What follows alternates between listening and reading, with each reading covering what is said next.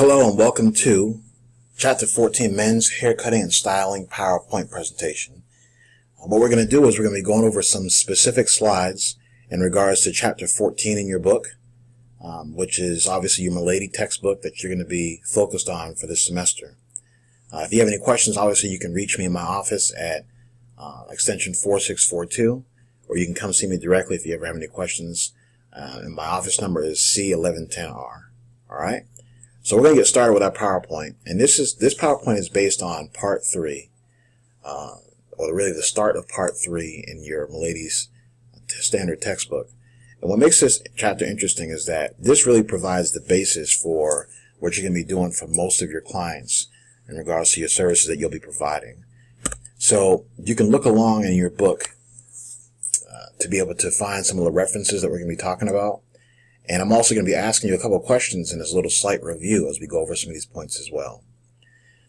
So when we look at some of our learning objectives for this class, the first one says that we want to explain the importance of the client consultation. Now, why is that important? Understanding exactly what your client wants and desires is going to be of great importance, no matter if you're starting right now as a student or even in the industry as you become a professional. So we're going to talk about exactly what's entailed when it comes to doing a consultation. It also refers to envisioning. Now, what does envisioning mean? Envisioning means that, well, we'll save that for later. We're going to talk about what envisioning means in regards to the client's desired outcome. Another objective is describing the anatomical features that influence the haircut and style that you're going to be doing. Now, when it says anatomical, that's in reference to the anatomy. So how your body looks, how the skin reacts to certain styles, how the skin reacts to certain products that are being used, your facial structure, your profile. These are just some of the things that we're going to be referring to. It also mentions identifying different sections of the head and how it applies to haircutting. Some more objectives that we're going to be talking about is identifying tapering and blending areas. And that's of really great importance because when you go to take your state board exam, to be able to pass it, you're going to have to show different techniques and show how you can taper and blend hair properly. Designing different designing elements used in haircutting and styling, defining basic terms used in haircutting and styling as well. When it talks about basic terms, we're going to be referring to a lot of different terms that are in your chapter, that are in your book. And you're going to be able to use these different references to be able to have a guideline when it comes to understanding what these terms mean, but also, too, how they relate to physically working on a client. It also talks about explaining different techniques, such as using the shears, the clippers, and the razor. Basic hairstyles, describing what finishing work is, describing what basic styling techniques are, discussing different haircutting and styling safety precautions to bear in mind, and also, too, demonstrating some basic haircutting techniques. So, to get started, we're going to be talking about the client consultation. Now, why is that important? Now, as we talked about earlier on, this is really simply a conversation between you and the client. What do you think that are some questions that you want to ask? Well, you may want to ask what their occupation is. Why would that be important? Well, I understand the occupation is important because when you think about the kind of style that they'll get, you have to ask them, are you ready to possibly have a certain amount of upkeep to be able to service your clients? When you go home, does the client want to have to put hair gel in, wave grease, pomades? Are they going to want to have to do any type of styling with a comb or a brush? So understanding exactly what their lifestyle is just one example of a question to ask. It talks about having a good consultation facilitates hair and scalp analysis. Now that step is very important because as you're combing through the hair before you get the service started, you're actually analyzing the client's scalp. You're analyzing their skin. You're analyzing these different, as we mentioned before, anatomical features to be able to see exactly what is the best course of action when it comes to the haircut that you're going to be doing or the style that you're going to be doing. It mentions that after draping the client, you want to begin your consultation with some basic questions. And we talked about that a little bit earlier on. Before beginning the haircut, we want to summarize what we're going to be doing. And in your book, there's 3 words in particular that highlight this. Organize, clarify, repeat. Now, we're not going to get too deep into what that actually means because I want you to look it up in your book. But why is it that organizing your thoughts, clarifying what's wanted by the client, and repeating it is so important? So that's a little bit of homework for you to start off. Organize, clarify, repeat. What exactly does that mean? I want you to look at that in your book, chapter 14. It says, when in doubt, ask more questions for clarity. Now, one thing to bear in mind is you don't want to ask too many questions. Why would that be the case? Well, you don't want to ask too many questions because ultimately, if you think about it, whenever somebody's not sure about something or they're not confident about it, that's when it seems as if they may ask a lot of questions. Now, remember that when you're cutting or styling hair, you're in control. You're the professional. And with that being the case, it's of utmost importance that you always remember that you don't want to ask too many questions to where it seems as if you're making the client uncomfortable. But you just want to make sure that you're asking to make sure you have the clarity of exactly what it is they want. It says that asking questions help you to properly complete the process of envisioning. And that's true. Now, what does envisioning mean? Well, before we go on our next slide, what does envisioning mean? That means that you're picturing the haircut or that finished style before you actually start it. Okay? So when a client tells you exactly what it is they want, you've done your scalp analysis. At that point, that's when you start to envision, this is what it looks like now. This is what we want it to look like by the time that we're done. So that's why envisioning is important. A very, very important step. So before we get to our next part, let's ask a question in regards to something that we discussed already.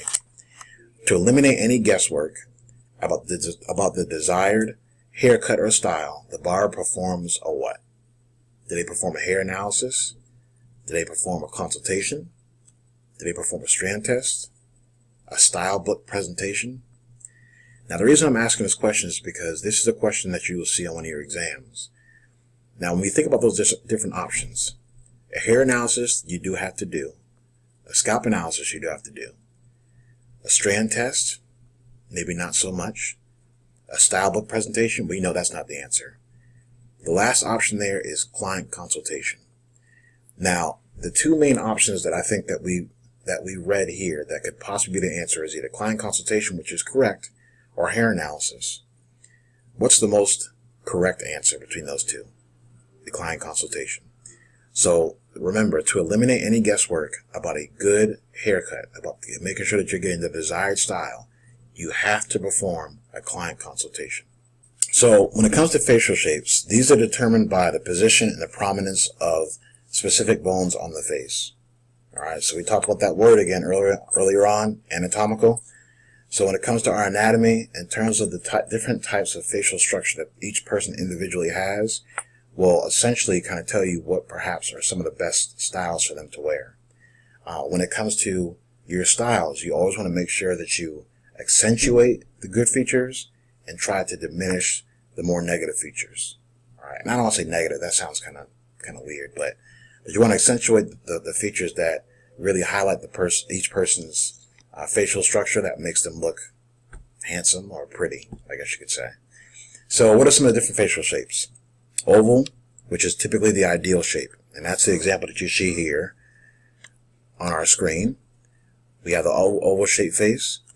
The round face, which in that case you want to try to, when it comes to the round face, what your goal is to try to slim the face as best as you can. What you're trying to create with all these different styles is a balance, and you're going to kind of see that as we go through these different types of facial shapes. The inverted triangle, the square face shape, the square facial shape, the pear shape, oblong, diamond. All right, those are some different facial shapes that are listed specifically in your book. Now, I don't have it right in front of me, but in your book, I'm going to make sure that as we go forward, we'll be able to refer specifically to a certain page in the book that talk about these, or I'll be able to direct you to what page it talks about these different points. So when it comes to different facial shapes, there's many that are listed. How many? Now, I just said a few of them. So we have oval, round, inverted triangle, square, pear, oblong, and diamond. Okay? So that means that how many are there? A total of 7 different facial shapes. So ask yourself, when you look in the mirror, what's my facial shape? So when you get a chance, look really close and see, is it round? Is it oblong? Is it more squared? If you have an activity, or one activity you can do at home is Look at some of your siblings or your parents or people that you live with, your husband, your wife, daughters, sons, and look and see what kind of facial shape they have. This will help you to be able to understand the different types of shapes on the faces.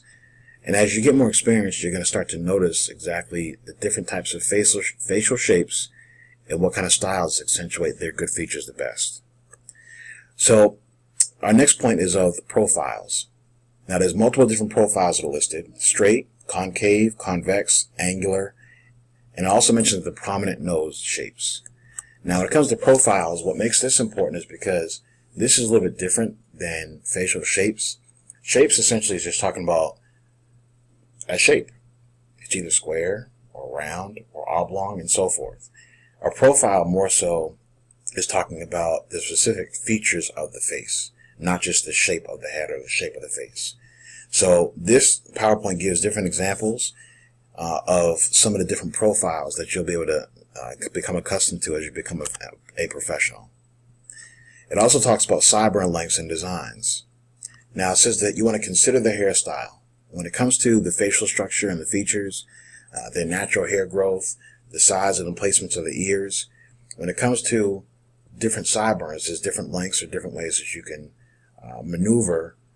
I shouldn't say maneuver, but there's different ways that you can accentuate, again, their features on their face by making sure that you have different sideburn lengths. Now, perhaps you might want to have more of a wider sideburn, maybe something that's more thin, maybe one that's just cut off right here on the side of the head in that temporal area. Ultimately, that comes to you as the professional to be able to either suggest that or to be able to advise the client on what's best for them. It says that sideburns will look short, medium, or long relative to the client's facial features. So understanding their features, again, is of great importance. Some more points to keep in mind. Reference points. Now this is an important point. Reference points mark points on the head where there's areas or surfaces where the head changes or the behavior of the hair changes. Now what actually is a really good point in regards to this is when it comes to reference points, you can use these as a guide to be able to cut hair. How so? Now say for instance that you're lining somebody up in the front. Now I need a haircut, so don't judge me. If you're lining somebody up in the front and you want to make sure that it's nice and balanced, when you go right straight across and then you come down, right? What's a reference point that I can use? Let me turn my head this way. What's a reference point that I can use for the side of this hair that's coming down to be able to make sure it's balanced with this side? How about using the corner of my eyebrows? See, that doesn't really change, so I can actually use these as reference points. Some other reference points could be the apex, which is at the top of the head. And we're going to get into more of these terms later. But by using different reference points, again, it talks about how this is where areas or surfaces of the head or face start to change. All right? So that's of great importance. The parietal ridge, that's an important point to bear in mind. That's basically where that comb starts to leave the side of the head. So if you're looking right here, this actually isn't a bad example. If my comb is right here on the side of the head, where my hand starts to come off, or where that comb starts to come off, is basically where that parietal ridge area is listed all around the head. Okay? So, again, that's just another reference point to bear in mind. From that point, we get into more terminology, and we're going to start to wrap up this first section of this part for Chapter 14. But we get into different reference points. It talks about the occipital bone, which is at the back of the head. We talked about the apex briefly. It mentions the four corners. All right? So let's ask one more review question of something that we've talked about. The facial shape that's most often recognized as ideal is which facial shape? Square, oblong, oval, or round? And the answer is oval. Correct. I'm sure that's what you guessed. So with that, we're going to wrap up this first section for the basic haircutting principles for men's haircutting, Chapter 14. And we're going to see you in Part 2. All right.